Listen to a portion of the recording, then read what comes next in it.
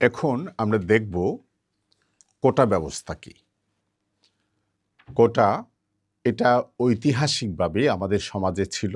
পাকিস্তান আমলে আমরা কোটা দেখেছি, ইন্ডিয়ান সিভিল সার্ভিসে আমরা কোটা দেখেছি, বাংলাদেশ সিভিল সার্ভিসে আমরা কোটা দেখেছি, কোটার ভয়াবহতা দেখেছি এবং বর্তমানেও কোটাটা আমাদের সমাজে সীমিত আকারে আছে।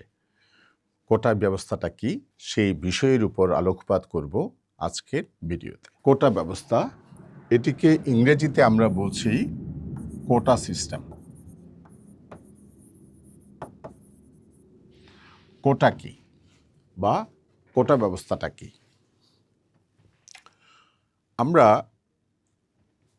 সমাজের সবাইকে সমান্তরালে নিয়ে আসার জন্য, সবার জন্য ইকুইটি তৈরি করার জন্য আসলে কোটা ব্যবস্থাটা রাখি।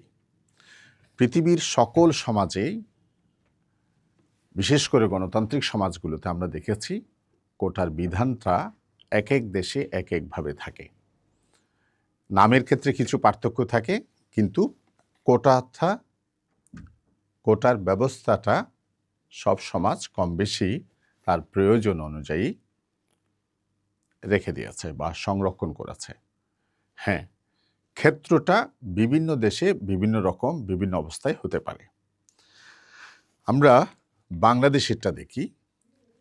বাংলাদেশের সংবিধানে ২৮(১) অনুচ্ছেদে বলা হয়েছে, রাষ্ট্র নারী পুরুষ ভেদে, ধর্মভেদে, জাতিভেদে, বর্ণভেদে কোনো ধরনের কাউকে বৈষম্য করবে না।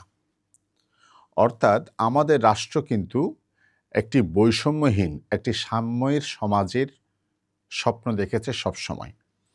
আমাদের মহান মুক্তিযুদ্ধের যে স্পিরিটগুলো আমাদের ছিল, তার মধ্যে একটি ছিল সাম্যভিত্তিক সমাজ প্রতিষ্ঠা, সমতা ভিত্তিক সমাজ প্রতিষ্ঠা।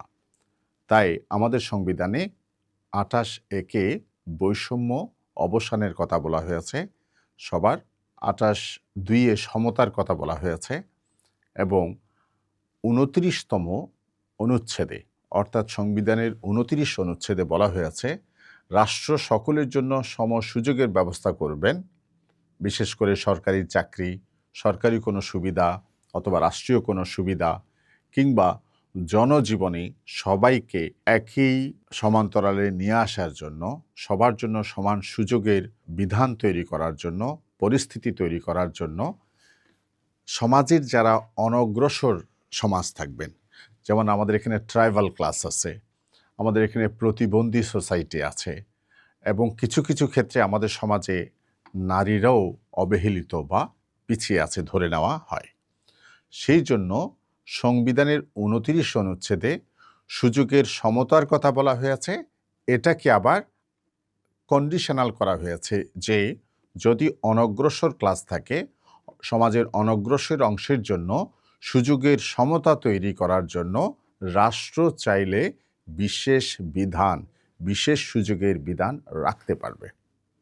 অর্থাৎ এই যে ডিসক্রিমিনেশনটা করা হবে, কাউকে যে কোটা দেওয়া হবে, বিশেষ সুবিধা দেওয়া হবে, তারও উদ্দেশ্য হচ্ছে সুযোগের সমতা নিশ্চিত করার জন্য সমাজে।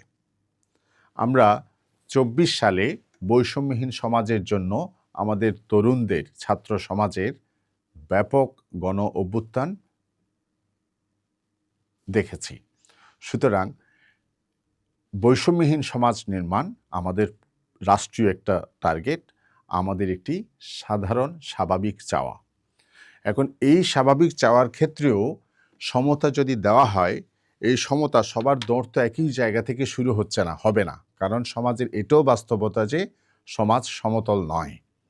সেজন্য ২৯ অনুচ্ছেদে বলা হয়েছে, সুযোগের সমতা তৈরি করার জন্য যারা অনগ্রসর বা পিছিয়ে পড়া আছেন তাদের জন্য চাইলে রাষ্ট্র কিছু বিশেষ সুবিধা রাখতে পারবে, রাষ্ট্রীয় অধিকার ভোগ করার ক্ষেত্রে, রাষ্ট্রের সুযোগ সুবিধা ভোগ করার ক্ষেত্রে অথবা তার অবস্থানের জীবনমান পরিবর্তনের জন্য।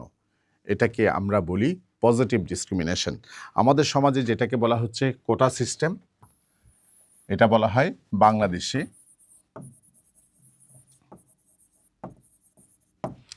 ইউকেতে এটাকে বলা হয় পজিটিভ ডিসক্রিমিনেশন। Positive discrimination.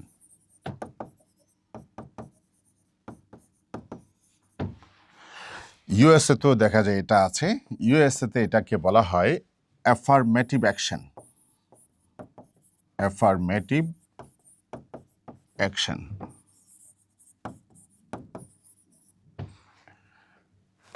তাহলে বন্ধুরা একটু খেয়াল করেন, বাংলাদেশে যেটা কোটা সিস্টেম, মার্কিন যুক্তরাষ্ট্রে সেটাকে বলা হচ্ছে অ্যাফার্মেটিভ অ্যাকশন, অর্থাৎ পজিটিভ কাজ হিসেবে দেখা হচ্ছে।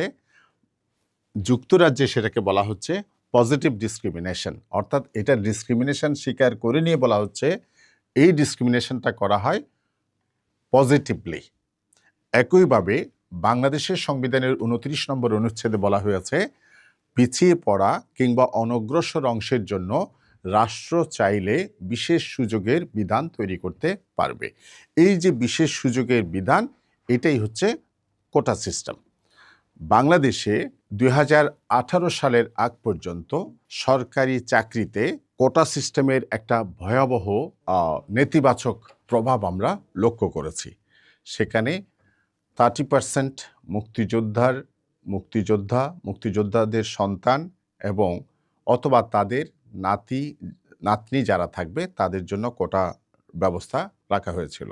এটা হচ্ছে 2018 সালের আগ পর্যন্ত কথা বলছি। এরপর 10% ছিল ফর উইমেন, মহিলাদের জন্য। 10% ছিল জেলা কোটা এবং 5% ছিল হচ্ছে ফর ট্রাইবাল ক্লাস। এই ছিল আমাদের কোটা ব্যবস্থা। অর্থাৎ 100 জন সরকারি চাকরিজীবী নিয়োগের মধ্যে প্রায় 55% ছিল কোটার নিয়োগ এবং মাত্র 45% ছিল মেধার নিয়োগ। পরবর্তীতে এটা নিয়ে আমাদের সমাজে অনেক ক্রিয়া প্রতিক্রিয়া হয়, এটা নিয়ে অনেক আন্দোলন হয়, সুশীল সমাজে ও প্রতিক্রিয়া তৈরি হয়। এটার নেতিবাচক দিকগুলো নিয়ে খুব আলোচনার এক পর্যায়ে সরকার ঘোষণা করে যে এখন থেকে আর কোটা থাকবে না। ছাত্ররা চেয়েছিল কোটাকে রিফর্ম করার জন্য, যৌক্তিক অবস্থায় কোটা নির্ধারণের জন্য, কিন্তু তখনকার সরকার এটাকে প্রতিক্রিয়ার একটা অংশ হিসেবে কোটা ব্যবস্থাটাকে বাতিল করে দেয়। সেটি আবার 2024 সালে ফেরত আসে হাইকোর্টের একটা রায়ের মাধ্যমে।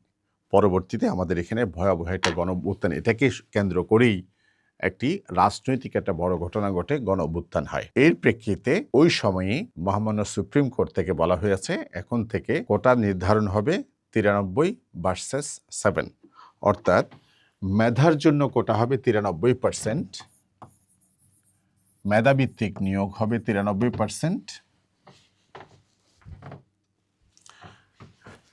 বর্তমানে হচ্ছে মেধাভিত্তিক নিয়োগ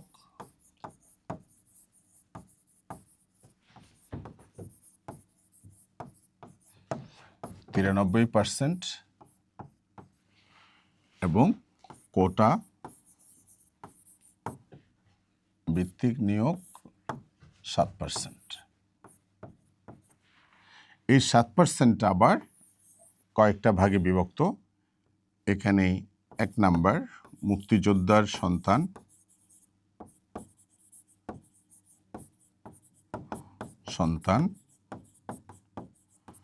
5%, 2 নাম্বার উপজাতি,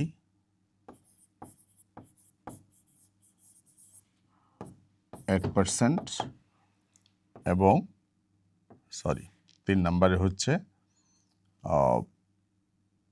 প্রতিবন্ধী,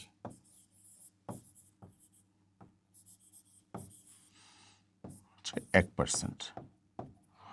অর্থাৎ এখন মুক্তিযোদ্ধার সন্তানদের জন্য 5% আছে। আগে যেটা মুক্তিযোদ্ধার নাতিন পর্যন্ত ছিল সেটা সীমিত করা হয়েছে। এখন হচ্ছে উপজাতি হচ্ছে 1% এবং প্রতিবন্ধী হচ্ছে 1%, অর্থাৎ টোটাল 7% হচ্ছে কোটায় নিয়োগ হয় এবং 93% হচ্ছে মেধা কোটায় নিয়োগ হয়। অর্থাৎ পুরোটাই একটা কোটা। 100%কে যদি আমরা কোটা করি, 100 জনের মধ্যে 93 হচ্ছে মেধা থেকে আসবেন আর 7% হবেন কোটা ব্যবস্থার মাধ্যমে আসবেন। সেই কোটাটা আমাদের এখানে রাখা হয়েছে মুক্তিযুদ্ধের সন্তানদের জন্য 5%, প্রতিবন্ধীদের জন্য 1% এবং উপজাতিদের জন্য 1%। টোটাল হচ্ছে 100%।